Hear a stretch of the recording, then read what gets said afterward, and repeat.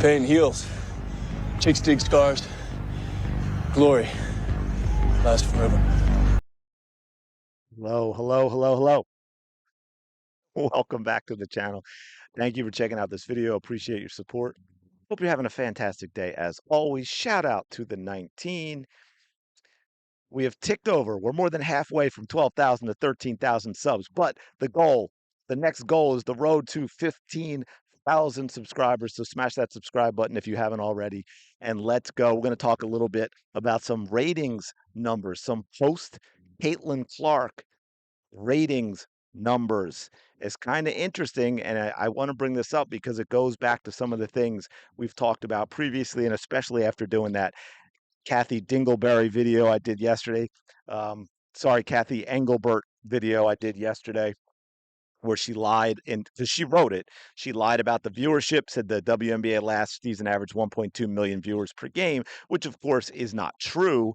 Caitlin Clark games averaged 1.18. So, okay, we'll give that the round up, but they were Caitlin Clark games. The rest of the WNBA games without Caitlin Clark were 394,000, which would be less, a decrease from the season before. So, some of the numbers we've got here: the Seavers matchup on Friday versus the Sun, that absolute epic disaster of a game. Because then what? I can't remember the final score. What was the Sun game? The next game they played the Fever and they lost like 251 to 13 or something like that. But yeah, but that drew 851,000 viewers, became the most viewed WNBA game on Ion this season, despite Caitlin Clark's absence. And of course, as we know, that is a whole lot of Caitlin Clark fans who are still supporting the Indiana Fever. That is why that game is 851,000 viewers. Is it down from if Caitlin Clark was playing? Absolutely. But again, that goes back to the whole NBA problem with the load management and all that nonsense, and how they're trying to keep teams from doing such things, because people don't want to tune in to a game. They don't want to go to a game where all the top players are on the bench. And in this case, all the top players is Caitlin Clark. Okay. So it's not completely unique to the WNBA, to see ratings down if the star's not playing.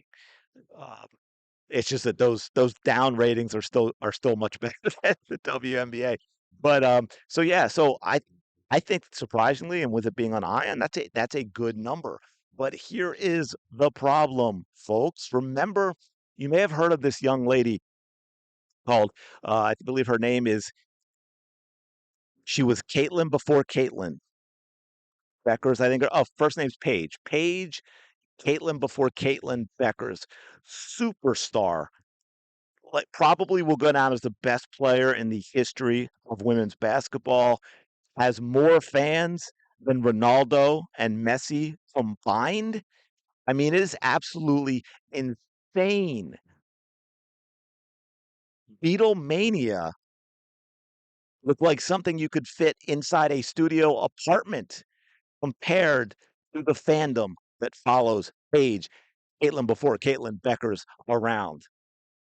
And yet, Tuesday, the Wings, Dallas Wings. Now, I know we're going to say, oh, well, Paige didn't play. I get it. But Wings Storm on ESPN, not Ion, ESPN, because here's the thing, and this is why I set it up like that. And then, yeah, well, Paige isn't playing. All we keep hearing about from the old guard WNBA is how much they hate the Caitlin Clark fans because they're only Caitlin Clark fans. They hate the Fever because they're only Fever fans, and they should love and watch everyone, which of course no one in any sports fandom has ever done. Of course, normal fandom, we know that's not how it works. You have your favorite players, you have your favorite teams, and that is what you support. And for some sports, yeah, with huge games, when you're just a huge sports fan, you will at times tune into other games, no doubt. That's why the playoffs are usually more highly rated in other sports. But no, It's only the WNBA when you hear the bizarre thing of how dare you root for one team or one player. You must support them all equally. Well, yeah, I mean, I guess that's what you get from a league who exists because of handouts from a more successful NBA. So, shouldn't those people all be tuning in to the Dallas Wings game, even if Paige Bueckers is not playing? They got an opportunity on ESPN, not Ion, not little old Ion, but ESPN. How'd it go? 410,000 viewers. A tiny, tiny uptick from the average for the entire league last year across all networks, to be fair, of 394,000. But the Dallas Wings could not move the needle. Where are the Paige Bueckers fans? Shouldn't they be watching the Dallas Wings without Paige Bueckers? Shouldn't this be on ESPN, a million plus viewership game? Is that not what we should be expecting from the Paige Bueckers fandom? Before you all go crazy, I am not knocking Paige at all here. Okay, this is the fans and the media that I'm going after with how they love to talk about Paige because they think it somehow diminishes Caitlin Clark. And by the way, the Mystics played the Fever. That was on NBA TV. It did 330,000. So is that great? No. But is that a disaster for NBA TV? No. NBA TV got a huge boost last year because of Caitlin Clark games. I think the record, correct me if I'm wrong in the comments below, because maybe there was one after that I don't remember, but the record I believe for NBA TV last year was set by Caitlin Clark Indiana Fever game was just under 700,000. I want to say like 676,000 or 692,000 or something like that. And I think there were maybe two or three games that were over 600,000 on NBA TV. So you still have Caitlin Clark and Indiana fans tuning in for their games, but not as many. And I get that, especially if especially if you watch the Connecticut Sun game. I get why you might be like, yeah, I think I'm gonna wait for Caitlin Clark to come back before I tune in again.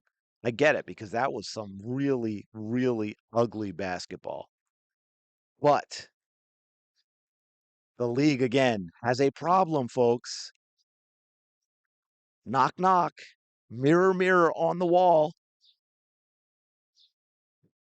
I am, of course, talking about the Dougie Fresh song and, you know, not Snow White, Evil Witch. Just saying, it's more entertaining.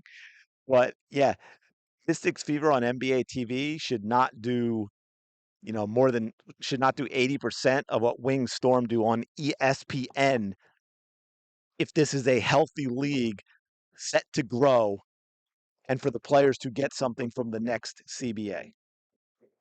That's all I'm saying. It's another warning sign. It is another warning sign for the league, but I'm going to leave it there. We hadn't done anything with ratings for a while. We've got some numbers that finally popped now that we're in the no Caitlin Clark era. And let me know your thoughts in the comments below. And let me know if again, that was off the top of my head. Let me know if you know the NBA TV record from last year. Maybe it popped higher than that, but I think it was under 700, but close. But anyway, if you're enjoying the content, as always, smash the like button, subscribe to the channel. It really is a fantastic way to support us. It's the only way YouTube says, hey, yeah, you know what? We're going to show this channel to other people. Go have the day you deserve. I like that phrase, but sometimes I can see how people might take that the wrong way. Like, what is it you deserve? I will talk to you later.